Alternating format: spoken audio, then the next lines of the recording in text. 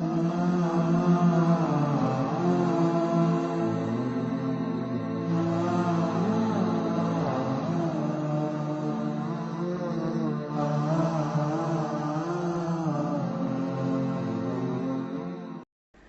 বিবাহিত ভাই বোনদের নিয়ে কিছু কথা বলবো। প্রিয় ভাই ও বোনেরা, বৈবাহিক জীবনে আল্লাহকে ভয় করুন। আপনাদের বৈবাহিক জীবনটাকে নিয়ে একটু চিন্তা করুন। আজকে আমাদের সমাজে এমন অনেক দম্পতি রয়েছে যারা খুব আনন্দ ফুর্তির সাথে বিবাহ বন্ধনে আবদ্ধ হয়েছে, অথচ আজকে তাদের ঘরে বিবাহের সেই আমেজ আর নেই। তাদের ঘরগুলো আজ কৃত্রিম জেলখানায় পরিণত হয়েছে। কেমন যেন ঘরে ঢুকলেই দম বন্ধ হয়ে আসে, এক মুহূর্ত ঘরে বসতে ইচ্ছে হয় না। কেউ কারোর সাথে হাসি মুখে কথা বলে না। স্বামী স্ত্রী একে অপরকে দেখলেই বিরক্তি বোধ করে। পরস্পরের মাঝে ভালোবাসার সেই বন্ধন আজ আর নেই। প্রিয় উপস্থিতি, এটা আজ সমাজের অনেকের ঘরের বাস্তব চিত্র। হে ভাই, কেন এমন হলো? হে বোন, কেন এমন হলো? হে ভাই, আপনি কি আপনার স্ত্রীর সাথে খারাপ ব্যবহার করছেন? আপনি কি তাকে কষ্ট দিচ্ছেন? আপনি কি তাকে অবজ্ঞা করছেন, তাকে অবহেলা করছেন? অথচ আপনার স্ত্রী আপনার সাথে বিবাহ বন্ধনে আবদ্ধ হয়েছে বলেই সে তার বাবা মা, আত্মীয় স্বজন সবাইকে ছেড়ে আপনার কাছে চলে এসেছে। পৃথিবীতে সবচেয়ে বেশি আপনাকে আপন ভাবতে শুরু করেছে, আপনাকে ভালোবাসতে শুরু করেছে। প্রিয় ভাই, আপনার কি সেই দিনগুলোর কথা স্মরণ আছে যখন আপনার বিয়ের জন্য মেয়ে দেখা হচ্ছিল? আপনিও একজন উত্তম স্ত্রী খুঁজছিলেন। বিবাহের চিন্তায় কত রাত আপনি ঘুমাতে পারেননি। আপনার কি বিবাহের দিনের কথা স্মরণ আছে? কত আগ্রহ নিয়ে আপনি অপেক্ষা করছিলেন কখন আপনার প্রিয়তমার সাথে দেখা হবে, আপনি মন খুলে তার সাথে দুটি কথা বলবেন। সেই সময় কত আগ্রহ ও উদ্দীপনা ছিল। আপনি সংকল্প করেছিলেন স্ত্রীর সাথে সব সময় সদাচার করবেন। হে ভাই, আজ আপনার কি হয়ে গেল? আজকে কেন আপনি তার সাথে খারাপ ব্যবহার করছেন? কেন তাকে অবহেলা করছেন? হে ভাই, স্ত্রীর সাথে খারাপ ব্যবহার করার ক্ষেত্রে আল্লাহকে ভয় করুন। আল্লাহ তাআলা পবিত্র কালামে মাজিদে আপনাদেরকে লক্ষ্য করে বলছেন, ওয়াআশিরুহুন্না বিল মা'রুফ, তোমরা তোমাদের স্ত্রীদের সাথে উত্তমভাবে বসবাস করো, তোমরা তোমাদের স্ত্রীদের সাথে সদাচার করো। রাসূল সাল্লাল্লাহু আলাইহি ওয়াসাল্লাম বলেছেন, খিয়ারুকুম লিনিসাইহিম, তোমাদের মধ্য হতে সর্বোত্তম হচ্ছে তারা যারা তাদের স্ত্রীর কাছে ভালো।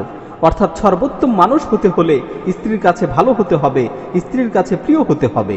মনে রাখবেন, আপনি পৃথিবীর সবার কাছে ভালো ও প্রিয় ব্যক্তি, কিন্তু আপনি আপনার স্ত্রীর কাছে ভালো নন, তাহলে রাসূল সাল্লাল্লাহু আলাইহি ওয়াসাল্লামের দৃষ্টিতে আপনি ভালো মানুষ নন। সুতরাং একজন আদর্শ মানুষ হতে হলে স্ত্রীর কাছে ভালো হতে হবে, স্ত্রীর কাছে প্রিয় হতে হবে। হে বোন, তোমার আজ কি হলো? তুমি কেন স্বামীর অবাধ্যতা করছো, স্বামীর সাথে বিবাদে জড়াচ্ছ?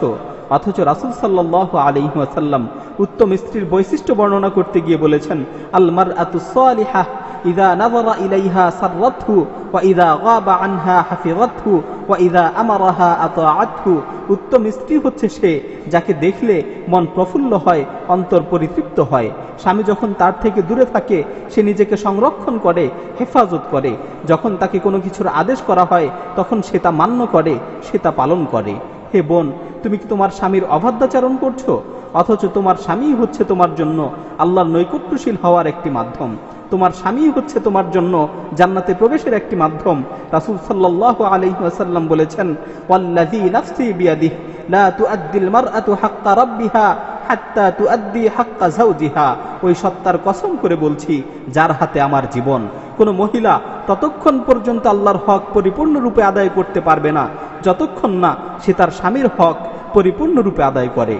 মুসনাদে আহমদের অন্য হাদিসে বর্ণিত হয়েছে, রাসূল সাল্লাল্লাহু আলাইহি ওয়াসাল্লাম ইরশাদ করেন, ইযা সাল্লাতিল মারআতু খামসাহা ওয়া সামাত শাহরাহা ওয়া হাফিযাত ফারাজাহা ওয়া আতাআত যাওজাহা কিলা লাহা উদখুলিল জান্নাতা মিন আইয়ি আবওয়াবিল জান্নাতি শি'ত। কোনো মহিলা যদি 5 ওয়াক্ত নামাজ ঠিকমতো আদায় করে, রমজানে রোজা রাখে, নিজের লজ্জাস্থানকে হেফাজত করে, স্বামীর আনুগত্য করে, তাহলে তাকে বলা হবে জান্নাতের যেই দরজা দিয়ে তোমার প্রবেশ করতে ইচ্ছা হয় তুমি সেই দরজা দিয়েই জান্নাতে প্রবেশ করো। হে বোন, শুনলে তো? স্বামীর আনুগত্য করা এমন এক ফজিলতপূর্ণ আমল যেটা পালন করলে জান্নাতের যে কোনো দরজা দিয়ে তুমি জান্নাতে প্রবেশ করতে পারবে। হে বোন, এর চেয়ে সৌভাগ্যের বিষয় আর কি হতে পারে? অন্য হাদিসে বর্ণিত হয়েছে, আইয়ুমা ইমরাআতিন মাতাত ওয়া যাওজুহা আনহা রাদিন দাখালাতিল জান্নাহ। রাসূল সাল্লাল্লাহু আলাইহি ওয়াসাল্লাম বলেন, কোনো মহিলা যদি তার স্বামীকে সন্তুষ্ট রেখে মৃত্যুবরণ করে তাহলে সে জান্নাতে প্রবেশ করবে। সুতরাং হে বোন, স্বামীর আনুগত্য করো, স্বামীর অবাধ্যাচরণ করো না, স্বামীর প্রতি কৃতজ্ঞ হও, স্বামীর অকৃতজ্ঞতা প্রকাশ করো না।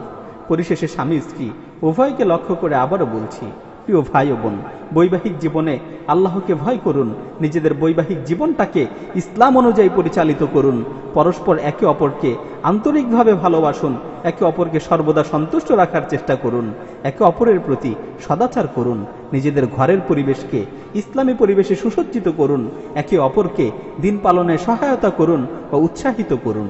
দোয়া করি আল্লাহ তাআলা যেন সকলের বৈবাহিক জীবনকে ইসলাম অনুযায়ী পরিচালিত করার তৌফিক দান করেন এবং সকলের দাম্পত্য জীবনে অনাবিল সুখ শান্তি দান করেন। আমিন।